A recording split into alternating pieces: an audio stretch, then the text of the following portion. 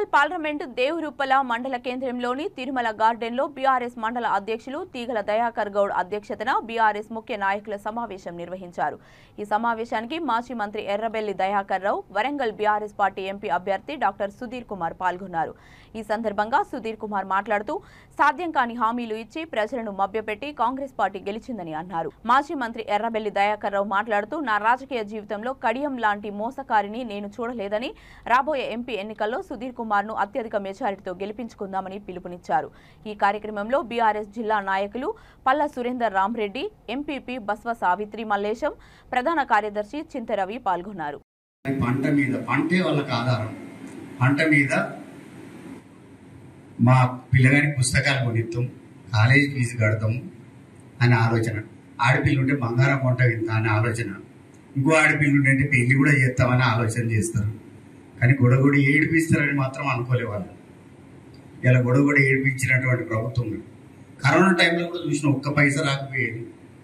ముఖ్యమంత్రి గారు అయితే స్వయంగా కూర్చొని ప్రిన్సిపల్ సెక్రటరీలను పిలిచి, ఫైనాన్స్ సెక్రటరీలను పిలిచి, వాళ్ళందరూ పిలిచి మాట్లాడి పైసలు ఏపాటు వచ్చినాయంటే కొన్ని ఉండేది సార్ అంటే రైతు మంది అదను మీరు ఇవ్వకపోతే వాళ్ళ పంట చేతికి రాకపోతే ఇబ్బంది అయిందని చెప్పి అందరు రైతులకు కూడా రైతు మంది చేసినటువంటి సందర్భం.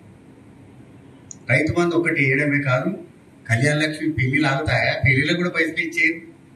ముసలోడు పాపం 2000 పెన్షన్ వస్తాయి కానీ నోరు తెలుసుకొని చూస్తారా వాళ్ళ పాపం. పార్టీకి దెబ్బతీసి కాంగ్రెస్ లో పోతనంలోనికి ఇస్తే మనకి ఎంత నెగిటివ్ వస్తుందో అని కొంత దూరంగా ఆలోచించాం. ఇప్పుడు మనం కూడా ఊళ్ళో ద్రోహం చేసిన వాడికి ఇస్తే రేపు మళ్ళీ ఉంటాడా?